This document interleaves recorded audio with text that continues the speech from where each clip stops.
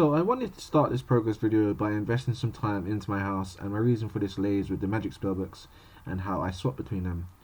What I have been doing in order to set up my lunar spellbook is that I have been using the Fremnik Boots one, which gives you a free teleport to the Fremnik village after you do the Fremnik Easy Diary, where I then charter a boat to Lunar Isle, and then I can just run up and pray to the altar to activate my lunar spellbook. And since I got 99 magic, I have also been using the one charged perk of the skill kit, where you can change your magic spellbook without going to the various altars on RuneScape. But today I have already used my boots and my skill kit perks, and so the only way that I can get to Lunar Isle is by teleporting to Camelot, running up to Fremnik Village and chartering a boat from there, buying a Lunar Isle teleport which is about 6k each at the moment, or changing my house location to the Fremnik house portal using a house teletab and then running from there. All of these are pretty expensive in the long run unless I go ahead and build a new teleport chamber in my house that will allow me to simply use the lunar teleport without having lunar spells activated. By constructing this portal, all I have to do is use a house teleport to my house, use the lunar portal, and then run down to the altar, which will save me money in the long term and is much faster than the other methods I mentioned, except for the skill cape obviously. But you can only use that once per day, and I sometimes alternate between lunars and ancients on an often basis. Of course, the best way to change your spellbook nowadays is to get 83 construction for the new altar that you can build in your house, but I'm only 51 construction right now, and I don't have the GP to get to level to build it right now, so I will be using this for the moment. And if I want to change my ancient spells, I'll just have to run to the altar in the desert, to use my skill cape until I have that altar. And there it is, guys, 93 range. We are currently in the middle of doing our barrows runs. I was speed running them with my full grace roll and so on, but I thought I'll do the final 100 barrows tabs that I have left through the normal method of getting the potential by killing these skeletons and so on. But we are 93 range now, and we're actually over halfway to 99. I think it is around 93, 92 that you get over halfway to 99 range, and that's really nice. So obviously I'm going for 99 rune crafting as my next 99, just to get that done out of the way whilst I'm a small channel. I think that's a pretty good idea, because I don't want to be boring people with like rune crafting content when hopefully I get a lot bigger on YouTube and Twitch and so on. But yeah, I'm just battling on now, but this was 93 range, and we're going to use up the rest of these 93 barrows tabs and make some money. And that is precisely the type of loot that we want to see. We want to see the irons robe at chest number 1920. I'm about to go to bed soon as well, but it's really nice to end that. And that is the third irons robe that I've looted in the past couple of days, because obviously at the time of this recording I had only just uploaded my 20-second progress video, this being the 23rd, and we're still continuing with the barrows run. But yeah, that is a really nice pickup to add, and that's going to massively increase my bank account, because as you can see I only have 1.2 mil cash stack, and that's going to bring up to 3 mil, which I can invest into more supplies and that for other projects. But yeah, that's a really nice pickup. So we're about to get 88 farming, which is a really nice skill to pick up. It's probably going to be one of my early 99s in this Matscape grind. And what I've been doing is I've been planting these Calcut trees, because they're really easy to plant and they're really cheap, especially if you're not an Iron Man like my account is. And I have got about 270 of these left, which works out to be 3.2 mil farming XP, which should get me to halfway to 99. That's going to get me to level 92, 93 farming, on top of the Atlanta dimes that I am planting for the herbal experience that I'm eventually going to be getting from the grind I'm doing for the Visage in Lava Dragons. But there we go, level 88 farming achieved. It's a pretty nice level to get, and let's get on with the rest of the video. So I have been playing RuneScape for a very long time, going back to 2005 when I was like 12, and throughout my entire time playing the game I missed out on a lot of content that I never did when I was a child. All I used to do was stand in banks, high alking and talking, or AFKing whilst woodcutting, fishing and so on. So in-game content such as barrows has been completely new to me in the last few months. I literally only begun doing the barrows minigame back in July of last year, which is roughly 8 months ago. Tonight I reached a milestone that I think most Iron Man accounts let alone your standard players, would be slightly jealous of, and that is reaching 2,000 barrage chests completed in a span of 8 months. During this time, I've looted probably around 60 mil worth of items, and I'm sorry to my old subbies for bringing it up again, but most of that was lost during the hack that I experienced back in January, so I don't have much to show after 2,000 chests, but I still think it was a nice milestone to reach. I didn't record the chests that I received other than a Rerex chest because I wanted to put my head down and crack on with it without having to pause every 5 minutes to record chests. But in the end, we made a grand total of 14 mil after using 130 barrels tabs. This doesn't include the tabs that we used in the last episode, which worked out to be 5 or 6 mil, so I would say we've made 20 mil in the past 2 progress videos, which is really nice. In the end, I decided that I would keep the Chaos Runes and the Iron Robes that I looted for the next part of this video, so in total we made about 6 mil. The rest of the money that I've made off barrows in the past 2 episodes have been put into crafting supplies, as I currently have over 300 battle styles that I am yet to turn into file battle styles, and I invested GP into buying a toxic blowpipe, a cult necklace and other things that I needed to make running barrows slightly easier. So it's currently 3 AM and I'm going to go to sleep in a minute. I'm just going to do a farming run because I have to plant another calquit tree.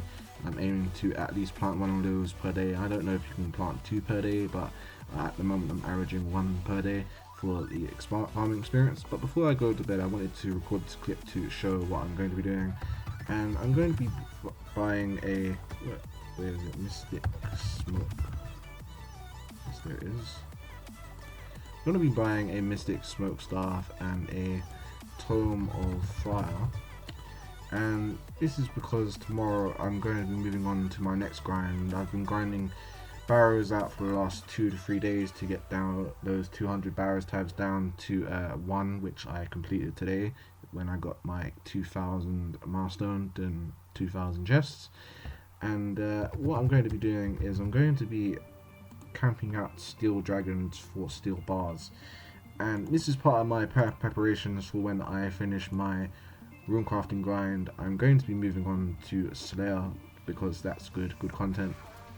I have some quests to complete. I need to still get my Barrow's gloves, and there's some other quests I need to complete. It'd probably be a good idea to finish my Falador dies as well for the prayer bonus that you get off the shield.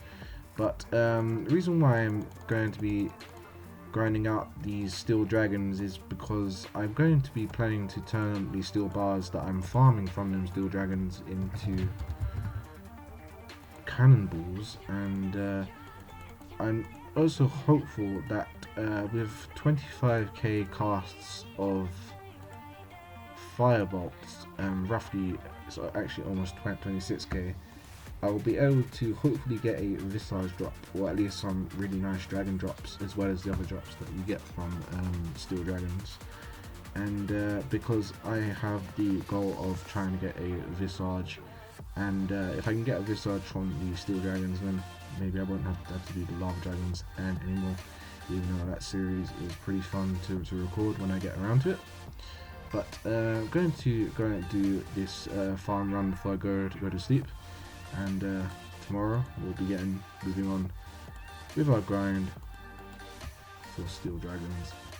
Before I move on to farming steel bars at steel dragons, I thought it would be a good idea to use up the Lantidime herbs that I've been farming for the past month, seeing as I needed anti-fire potions to mage the steel dragons anyway.